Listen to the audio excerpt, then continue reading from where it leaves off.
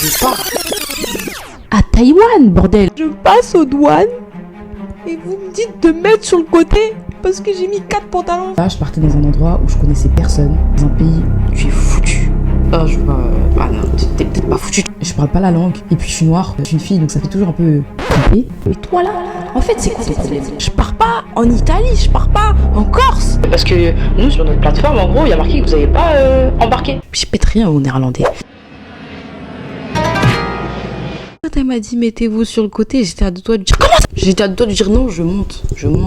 Je vais m'asseoir, on décolle, on atterrit et on ne se voit plus jamais. Je ne veux plus entendre parler de ce voyage de fou furieux. Ça suffit. Voilà, au bout d'un moment, ça suffit. J'étais à deux doigts de lui dire non. Voilà, je rentre, il y a quoi maintenant? J'avais le stress, j'avais mal au ventre, j'avais mal à la tête, j'avais une migraine de fou furieux. Et toi, tu me dis, encore une fois, de me foutre sur le côté. Cette fois, tu me dis pas de me foutre sur le côté parce que j'ai mis 4 pantalons. Tu me dis que parce que c'est mon ticket, il sonne rouge. Pourquoi mon ticket, il sonne rouge? J'ai payé, bordel. J'ai embarqué. Je suis là. Je me mets sur le côté. On était 5 à faire la queue. On attend longtemps. Vas-y, en vrai, on a attendu 10 minutes, mais ces 10 minutes, c'était 10 minutes les plus longues de toute ma vie. Arrive mon tour. Elle me dit, donnez-moi votre ticket. Elles sont 3.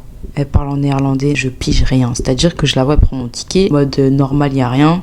Je sais qu'il y a un problème. On va régler le problème. On va trouver une solution, t'inquiète. Elle tape sur son ordinateur. Elle fronce les sourcils.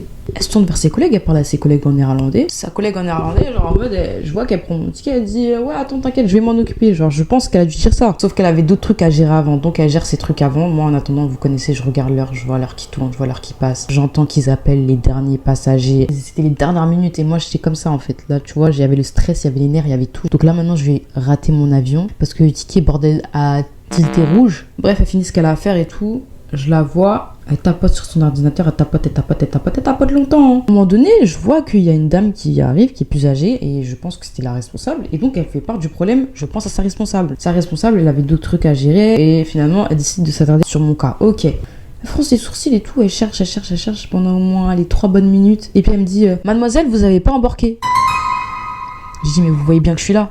Je suis pas un punaise d'hologramme. Vous voyez bien que je suis là. Mais je lui dis que Air France, ils m'ont appelé pour me dire qu'il y a eu un problème sur le système. Il me dit, Elle reparle avec ses collègues, bref, ça prend son temps. Elle me dit, ouais, non, il y a marqué que vous avez pas embarqué. Donc on va vous refaire un ticket. Elle me réimprime un nouveau ticket. Quand j'ai vu qu'elle m'avait réimprimé un nouveau ticket, j'ai tout de suite compris. Et j'ai pas adhéré. Les gars, j'ai payé 35 € pour avoir une place côté hublot. Comment tu me réimprimes un nouveau ticket maintenant? J'avais trop de seum. Non mais j'avais trop de seum. J'ai pris mon ticket. Je dis merci. J'ai donné à la dame, elle a scanné, c'était vert. Elle m'a dit bon voyage. J'étais vraiment young. J'ai même pas regardé mon ticket. Je suis rentrée dans l'avion. Quand je suis rentrée dans l'avion, je voyais que tout le monde était assis. Que moi et le monsieur qui était derrière moi, on était vraiment les 2 derniers paumés de la vie à rentrer dans l'avion. Tout le monde était installé. Les porte-bagages, tout était fermé. Vraiment, l'avion, il attendait que nous pour décoller finalement. Ni une ni deux, je me suis dirigée vers les toilettes. Là les gars, c'était trop pour moi. Je suis direct partie au fond de l'avion. Je suis allée dans les toilettes. Mais on est dans la vraie vie. Je viens d'en avoir gros sur la patate. T'as qu'une envie, c'est pleurer et casser tout ce qu'il y a autour de toi. Tu dois faire la queue. Parce qu'on est dans un avion. Que dans l'avion, il y a peut-être 200 personnes. Et qu'il y a que 3 ou 4 toilettes à tout péter. Et je vous rappelle, c'est un vol de 14 heures. Il y avait au moins 2 personnes devant moi. La petite crise là, tu vas la garder pour toi. Tu vas rester bien sagement et tu vas attendre. Parce que vraiment, je pense que ce jour-là, en fait, c'était un test de patience. Tout simplement pour savoir si j'étais capable de me gérer ou pas, en fait. Bref, j'arrive dans les toilettes. J'avais un mal de crâne, mais terrible. Vous voyez la migraine qui vous tape le crâne comme ça, là? Ça s'arrête pas. Voilà, c'est ça que je ressentais. J'avais chaud. J'étais au bout de ma vie. J'étais en mode, viens, on rentre. En vrai, viens, on rentre. Rentre à la maison, frère. J'étais en mode, pourquoi je vais aller là-bas? C'est pas la peine. C'est pas la peine. La vie est en train de me faire comprendre que Taïwan ne veut pas de moi. Si tu veux pas de moi, y a rien. Ok, tu veux pas que je vienne, d'accord, je viens pas. J'étais en mode, ouais, j'ai dit à ma famille et tout que j'allais partir à l'autre bout du monde pendant 6 mois. MDR, je vais rentrer à la maison ce soir.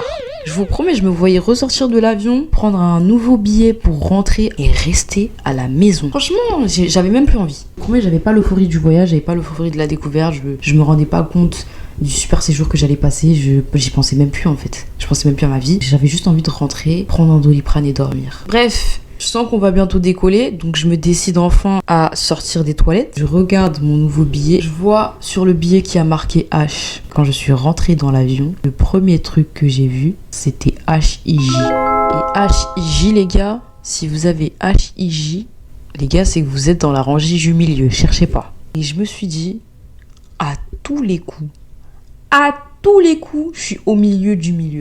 C'était 3 sièges, mais en 4 rangées. Et je savais que GHI, c'était le milieu du milieu, je le savais. Ça n'a pas loupé, parce qu'on te fait pas chier jusqu'au bout, hein. On te fait pas chier jusqu'au bout. Je vois non seulement je suis au milieu du milieu, mais je vois qu'en plus, j'ai même pas un peu de chance. C'est-à-dire qu'il n'y a même pas une personne il n'y a pas un siège de disponible là. C'est-à-dire que les 2 messieurs sont là. Ils ont déjà déposé toutes leurs affaires sur le siège du milieu en pensant qu'il n'y aurait personne. Surprise!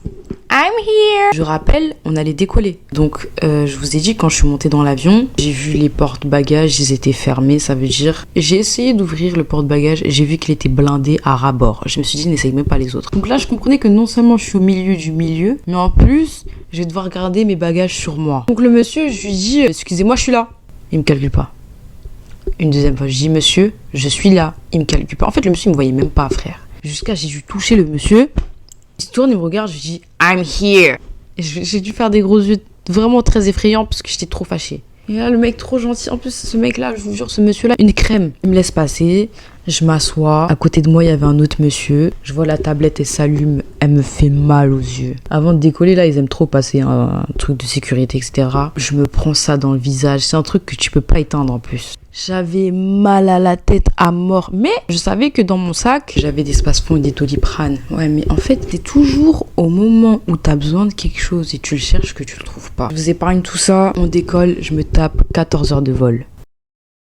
14 heures de... Vous savez ce que c'est 14 heures de vol? Au bout de même pas 1h30, je vous ai dit, j'avais mal à la tête. J'essaye de dormir. Ouais, mais je suis au milieu. Je peux poser ma tête nulle part. Mes 2 accoudoirs mesquines, c'est les messieurs, ils ont leurs bras dessus, mais vas-y, c'est pas grave, genre. J'essayais de mettre ma tête sur la tablette. Je relevais ma tête. Je me mettais en boule. En boule, les gars. Mais en fait, à ce moment-là, j'avais plus aucune honte, j'avais aucune gêne, j'en avais rien à faire, là. Tu vois, je suis dans un état où, laisse-moi tranquille. J'ai mal à la tête, j'essaie de dormir. Au moment où je pense que ça y est, je vais m'envoler dans mon sommeil, non, on nous sert à manger. Je vais pas du tout cracher dessus parce que j'avais trop faim. J'étais là en mode, oh, je suis trop fatiguée, trop faible pour manger, j'ai tout mangé. Voilà. Je mange, j'essaye de dormir. Sauf que là, je sens que dans mon ventre, ça fait des calang. Ça fait des ça me fait des bulles, en fait. Je suis pas bien. Sauf qu'en fait, quelle erreur, t'es dans l'avion, tu te plies. T'es comme ça va empirer. Je vous le dis, j'ai fait l'expérience. Voilà, ça a empiré. J'ai eu très mal. C'est-à-dire qu'au début, c'était des bulles. Et puis après, ça s'est corsé. Je commence à avoir vraiment très mal au ventre. Je me dis, mais en fait, qu'est-ce qu'il y a? À mon grand âge, j'ai 20 ans, je supporte pas l'avion. C'est quoi l'histoire? Donc là, je vais vraiment pas bien. J'ai besoin de prendre quelque chose. Je me lève. En plus, mesquine, les deux qui étaient à côté de moi, ils étaient en train de dormir. Et en plus, c'est pas comme s'ils dormaient normal. Ils avaient des masques sur le visage. Comme ça. Ça veut dire le pauvre monsieur, j'ai dû le réveiller, lui dire excusez-moi, je me sens pas bien et tout. Bon, bref, je me lève, je vais voir l'hôtesse de l'air, je lui dis que je me sens pas bien. Et là, les gars, je sens, ça monte. Ni une ni deux, je vois le steward, il a chopé une poche, il me l'attend. Ah, c'est sorti, tout est sorti, tout ce que je venais de manger là. Je vous ai dit j'avais faim et tout, mon ventre il a tout. Frère. Voilà, j'ai vomi finalement. Voilà, parlons français, j'ai vomi. Et je me sentais soulagée, je me sens mieux. Et je suis retournée à ma place, mais j'ai pas dormi. Vaut mieux que je vous saute le voyage parce que le voyage s'est mal passé. Les 14 heures que j'ai passées dans l'avion, j'ai pas dormi. Voilà. Passons à l'atterrissage. J'étais trop contente d'atterrir, je suis là en mode ouf, enfin. J'arrive, je suis trop contente. Je vois que ça parle chinois, j'entends les gens, je vois l'aéroport, je vous jure. En fait, l'aéroport de Taïwan, il a un délire, c'est que il est trop charmant. Un aéroport vraiment simple, vraiment le calme et la sérénité. Moi, je vous promets, j'ai mis les pieds à Taïwan. Sérénité qui est montée comme ça en moi, je sais pas, ça sort d'où. Il y a plus d'histoire de stress, il y a plus de ça y est, on y est. Tu es arrivé sur place, tu es sur le territoire. J'étais trop contente là, vraiment. Au moment où j'ai posé les pieds, tout ce que j'avais vécu auparavant, là, mon voyage c'était trop mal passé. Je vous promets que ça n'avait plus d'importance. Il faut savoir que dans l'avion, on nous a donné un petit papier, j'ai oublié le nom. Mais en gros, c'est un papier où tu dois marquer tes informations, le lieu où tu vas loger, etc. C'est un papier qu'ils vont te demander en même temps que ton passeport. Si vous le distribuez pas dans l'avion ou si vous l'avez pas fait en avance, je pense qu'une fois arrivé à l'aéroport, au moment de présenter votre passeport, etc., ils vont vous le faire remplir, mais en tout cas, tu passes pas sans avoir rempli ce papier-là. Donc, on est arrivé, je présente mon passeport et tout, et je commence à être surexcitée là, parce que je me dis, waouh, genre, je me dis ah et tout, ça y est, ça commence en fait. Je me dis ça y est, nous y est en fait. J'arrive dans le hall des bagages. Là, tu commences à revenir sur terre. Tu commences à reprendre tes esprits. J'ai attendu peut-être une bonne heure et demie et j'ai compris que mes bagages, ça allait jamais se pointer en fait. C'est-à-dire que là, j'avais ni mes bagages en soute, ni ma valise cabine que j'avais foutue en soute auparavant. Donc, ni une ni deux, je suis partie direction China Airlines.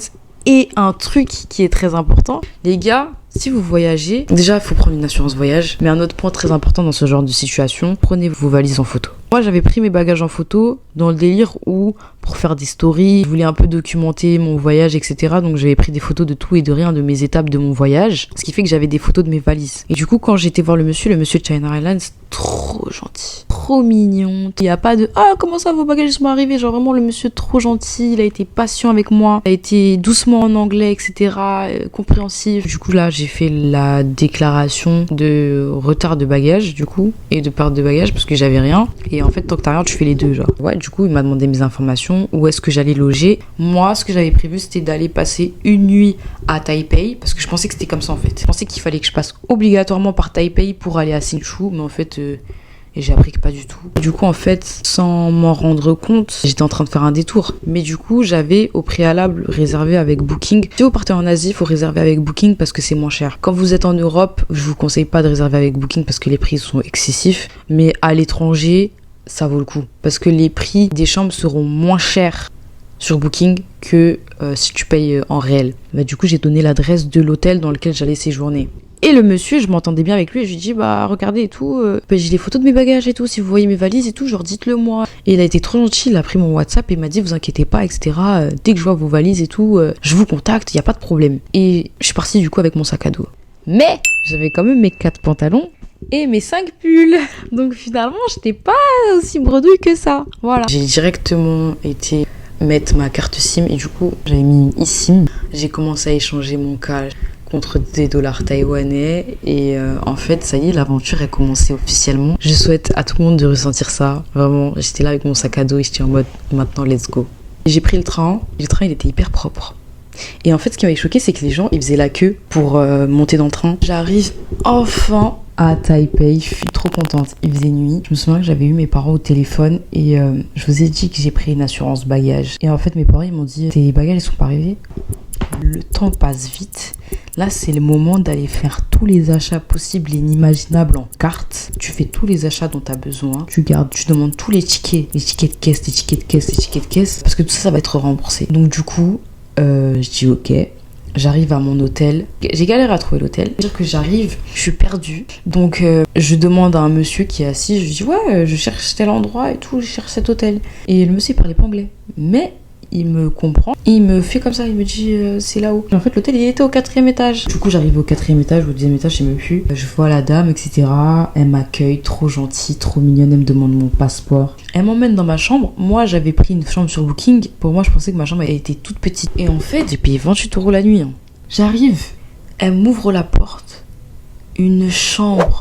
Je viens juste d'arriver à mon hôtel et avant que je mette le bazar, que je prenne ma douche et tout, il faut que je vous montre parce que c'est une dinguerie. La salle de bain.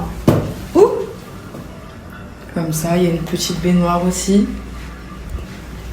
Là, c'est comme ça. Quand tu entres, l'entrée, elle est comme ça. Là, t'as la télé et là, t'as 2 lits. Donc ça, c'est mon lit. Et ça, c'est un lit, normalement, c'est une pièce de 2 chambres, mais ils m'ont donné celle-là. Genre, ils m'ont dit surclassement gratuit, etc. La télé et tout, il y a une petite table, c'est génial. Et là, on a une vue un peu sur l'extérieur. Là, je peux pas très truc.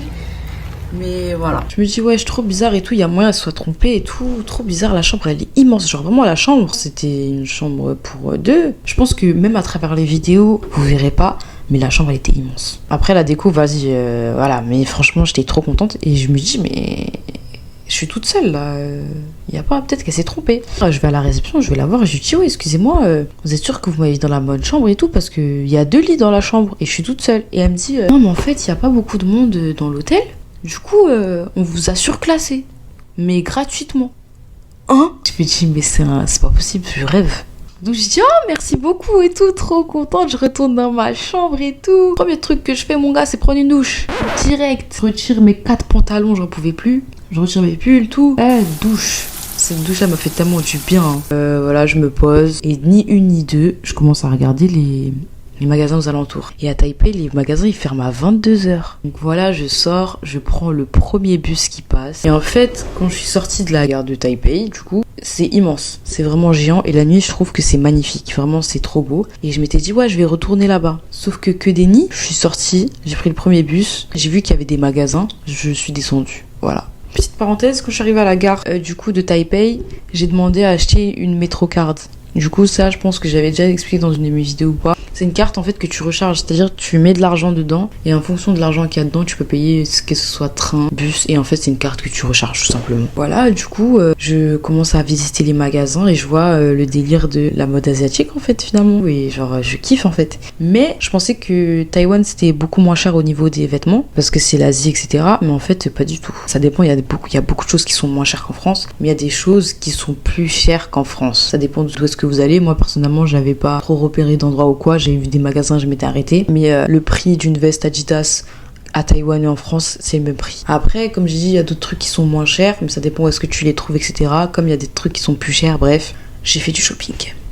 Et j'ai trouvé une épicerie. Les épiceries de Taïwan, c'est des petits magasins. T'as l'impression qu'ils sont minuscules et à l'intérieur, vraiment, il y a tout. Tu peux trouver tout et n'importe quoi. J'ai acheté un adaptateur, j'ai acheté une brosse à dents, j'ai acheté tout et n'importe quoi. Et tout ce que j'ai acheté, ça m'a servi tout le long de mon échange. Le gérant, le vendeur, il était trop gentil quand je cherchais un truc. Il me disait, mais si j'ai et tout. Il m'emmenait. Mais si vous avez peur de partir à Taïwan, que vous voulez emmener tout et n'importe quoi avec vous, je vous dirais que c'est une énorme erreur de faire ça. N'emmenez pas tout et n'importe quoi avec vous, parce que tout ce que vous n'avez pas avec vous, vous allez pouvoir l'acheter à moindre coût. Parce que j'ai dépensé je sais pas combien d'argent pour acheter des adaptateurs, des déos, des crèmes, des tout. Parce que là-bas, je trouvais tout. J'ai trouvé de la crème Nivea, j'ai trouvé tout. Alors que c'était un magasin, à première allure, t'as l'impression qu'ils vendent que des petites courses et tout, alors qu'ils vendent tout et n'importe quoi. Vraiment, tu trouves tout. Et pour pas cher, donc vraiment, ce que tu n'as pas ramené avec toi, tu vas l'acheter.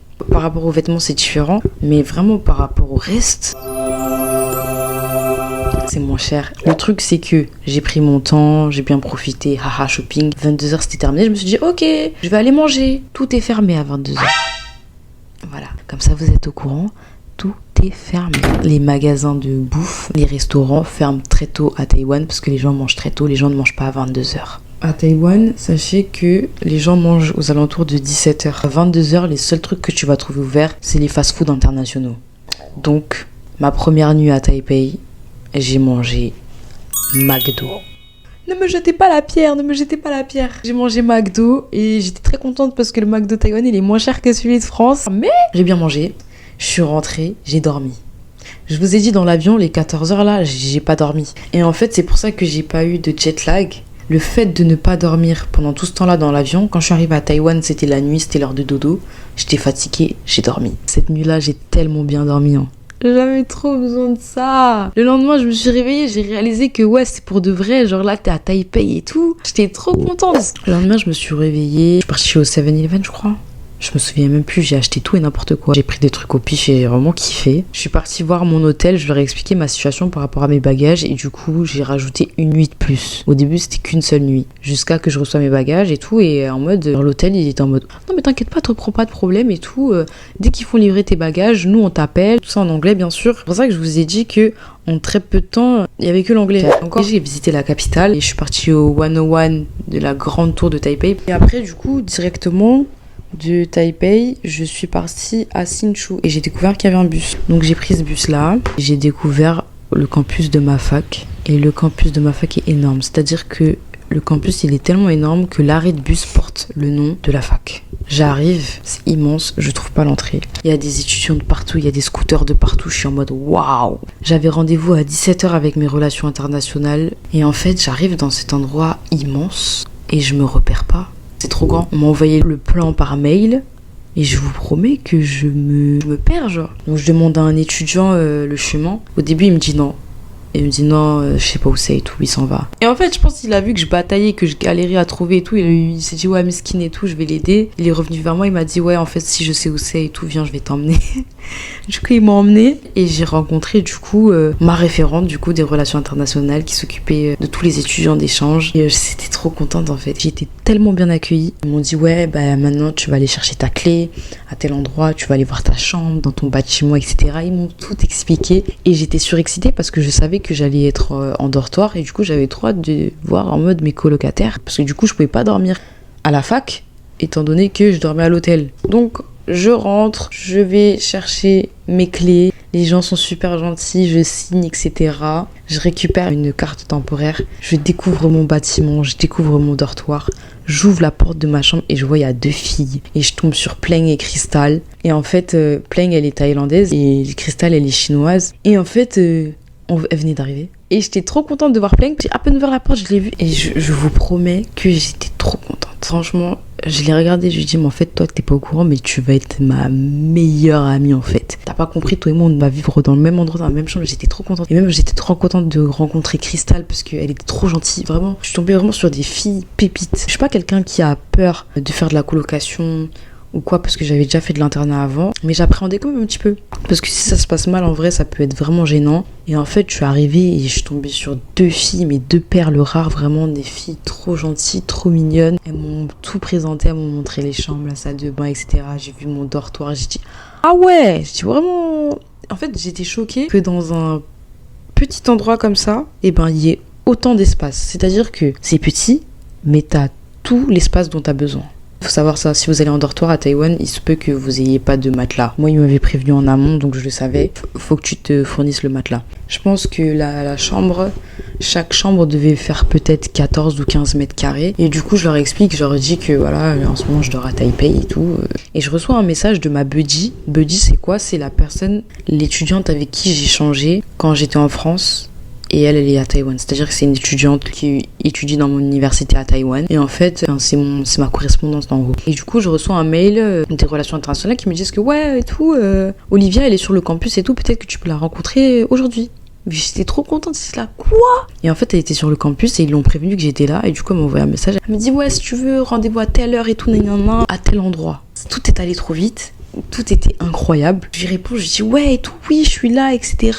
On se rejoint. J'arrive du coup au foot court où elle m'avait donné rendez-vous et je la vois et direct elle me voit et elle me prend dans ses bras. Olivier et moi on se connaît pas, on s'est échangé des messages que sur Instagram et là en fait on se voit en vrai et en fait c'est ma go, genre en mode c'est vraiment cette fille. Vraiment quand je vous dis à Taïwan je suis tombée que sur des pépites et des filles tellement gentilles et tellement waouh, franchement j'ai trop de la chance. Enfin, j'avais oublié de vous dire mais pendant tout ce temps là du coup je parle en anglais et on parle en anglais toutes les 5 minutes. Je suis en train de m'excuser parce que je sais que mon anglais il est pourri genre. Elle me dit non ça va et tout, je te comprends et tout et on commence à manger, donc elle m'emmène dans son food court préféré, dans son stand préféré. Je vois en fait c'est une genre d'énorme cafétéria avec plein de stands différents et chacun vend des trucs différents, genre il y a des nouilles, du riz, du machin et chacun a son propre concept en fait. On mange, on est là, trop bien, trop contente, ça rigole et tout, on fait connaissance, etc. C'est pour ça que quand je vous dis, ça va tellement vite. Ceux qui ont envie de faire des échanges et qui ont peur d'être seuls, vous allez jamais être seul. Franchement, vous allez pas être seul. Pour être seul, faut vraiment le vouloir. Là, vraiment, c'est pas les mêmes conditions qu'en Europe parce que là, je suis en Erasmus en Espagne, donc c'est différent.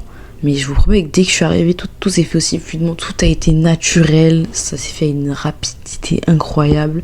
Mais je vous promets qu'on a tissé des liens en aussi peu de temps et surtout en anglais les gars. En anglais, je vous passe les détails, on a juste papoté, on a mangé. J'ai pris mon bus, je suis retournée à Taipei et là je me suis fait un délire en mode je me suis promenée la night et tout, j'ai visité Taipei, voilà, j'ai pris plein de photos, plein de vidéos et je suis rentrée à l'hôtel et à l'hôtel ils avaient toujours pas reçu mes bagages. Donc du coup j'ai repayé pour une nuit supplémentaire. Je suis rentrée dans ma chambre d'hôtel, je me suis endormie et le lendemain c'était le welcome day. Donc le lendemain je me suis levée tôt et je suis retournée du coup à la fac. J'arrive au welcome day, je vois les buddies, elles m'offrent des cadeaux. J'arrive dans une salle de conférence. Je pense qu'on devait être moins de 40, peut-être 30.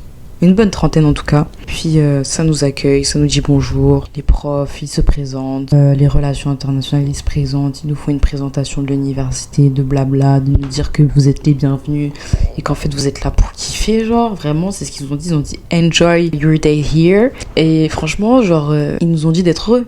Je vous promets qu'ils nous ont dit d'être heureux. Jamais de ma vie, je suis allée à l'école et on m'a dit d'être heureux. Vraiment, leur speech, je vous fais un grosso modo, mais leur speech, c'était en mode kiffez votre séjour où vous êtes ici, votre séjour d'échange, et vraiment soyez heureux. Et vraiment, genre, ils nous ont rassurés, ils ont été trop mignons avec nous. Et direct là, j'ai commencé à me faire des connaissances, c'est-à-dire que j'avais des gens qui étaient à côté de moi. Avant même que je dise quoi que ce soit, on me tendait la main comme ça, on disait hello, my name is, I'm from, nanana. Je vous promets que c'est vrai. La cérémonie s'est terminée à midi.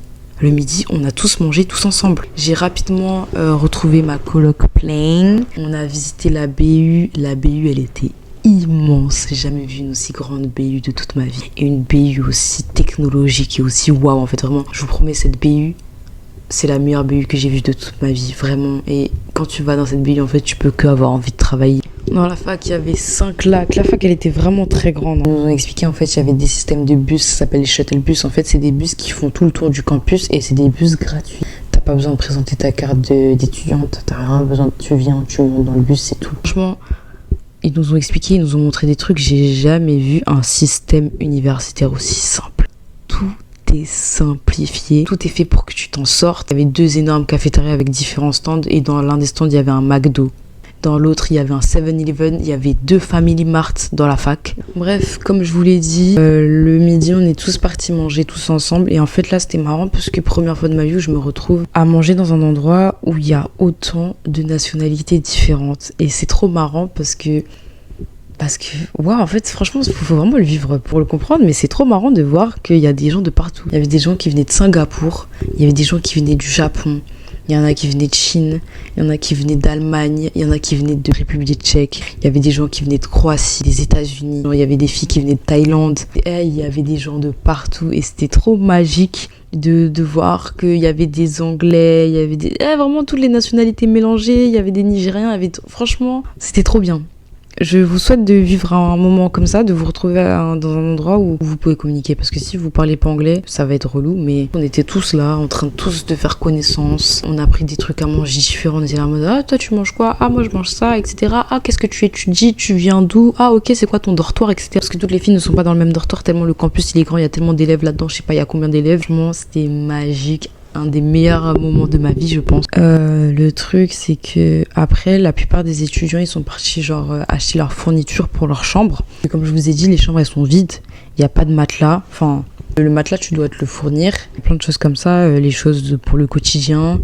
Parce qu'il y a pas de cuisine aussi. Tous les soirs, tu dois t'acheter un peu à manger ou manger dans les cafettes et tout. La plupart, ils ont été faire leurs courses. Moi, du coup, de mon côté, je suis retournée à Taipei. Je me souviens vaguement de ce que j'ai fait, mais je pense que je me suis juste promenée, je suis restée à Taipei. Et le soir, je suis rentrée à l'hôtel et toujours pas signe de mes bagages. Vraiment. Et là, je commençais vraiment à serrer. Je me disais, mais en fait, mes bagages, ils vont jamais arriver, en fait. C'est quoi l'histoire? Ou alors, peut-être que mes bagages, ils sont perdus. Et là, il va falloir faire une déclaration de perte de bagages. Ah non, c'est trop. Donc, j'ai rajouté encore une nuit d'hôtel. Le lendemain, qu'est-ce que j'ai fait le lendemain? Je sais plus. Mais en tout cas, je sais que j'ai reçu mes bagages le lendemain soir. À 22h, la réception qui m'appelle dans ma chambre, qui me dit, oui, vous êtes dans votre chambre? Je dis oui. Elle me dit, vos bagages, ils viennent d'arriver sur la réception. Je commence à sauter de joie. Je commence à être trop contente, haha, euphorique et tout. J'arrive à la réception, je vois mes bagages. Le premier truc que je vois, c'est ma valise cabine qui est cassée. C'est-à-dire qu'elle a plus de roues. Là, je commence à lâcher un grand. Et je vois le livreur qui me voit. Il se barre. Il a tapé un sprint. J'ai jamais vu ça. Il a couru. L'ascenseur, il était en train de fermer ses portes. Il est rentré dans l'ascenseur. Et je l'ai plus jamais revu. Je vois du coup que ma valise cabine, elle est cassée. Je commence à serrer parce que je me dis, punaise, ma valise en cabine, là, j'ai cru que je l'ai jamais la revoir. Et il y avait mon appareil photo, il y avait mon ordinateur. Bref, je récupère mes bagages, je les amène dans ma chambre et je vois que vraiment mes valises, elles sont sous fer. Parce que mes valises, elles étaient neuves. Et là, tu voyais qu'elles s'étaient pris des coups. Finalement, j'ouvre mes valises et je vois, Dieu merci, tout est là. Rien n'est cassé, tout est en ordre. Donc là, je commence à être euphorique, je suis trop contente. Je remercie China Airlines finalement de m'avoir fait livrer mes bagages et tout. Genre, j'étais vraiment trop contente. Et tout de savoir qu'ils étaient pas perdus. Ça m'a fait trop du bien, genre. Donc, le lendemain, je suis retournée du coup à la fac. Taipei Hsinchu, c'est 1 heure. J'ai pris un taxi. Non seulement il m'a déposé dans l'université, et il est rentré dans l'université. Il m'a déposé devant la porte de mon bat. J'étais trop contente. Il m'a sorti mes valises, mes grosses valises là. Il m'a aidé à aller jusqu'à l'ascenseur. Quand je vous dis, les Taïwanais, ils sont trop gentils. Bref. J'arrive chez moi officiellement. Je suis avec Plain. Direct, on est parti faire les courses. On a acheté les matelas, mais c'est pas des matelas. Vous voyez les lattes de judo là? Voilà, c'est ça. Ça coûte 20 euros. J'arrive dans ma chambre avec mon matos. J'ai fait un big ménage là-dedans avec plein, on a tout nettoyé. J'ai installé mes affaires et j'étais trop contente parce que je me disais waouh, genre enfin, genre ça y est, genre l'aventure elle commence pour de vrai. Là, je vous ai retransmis mon arrivée. Dites-vous que j'avais une semaine de vacances. Pendant cette semaine de vacances, j'étais tout le temps avec mes buddies et mes colocs. Et on faisait des sorties, on visitait Sinshu, on est parti au zoo, on est parti à la plage, on est parti faire ci, faire ça. Franchement, ça n'a pas arrêté de bouger, de bouger, de bouger, de bouger. Et on se retrouve dans la prochaine vidéo pour que je vous parle cette fois-ci de l'aspect des cours, comment ça se passait avec les profs, etc. Et comment j'ai validé ou pas mon second semestre.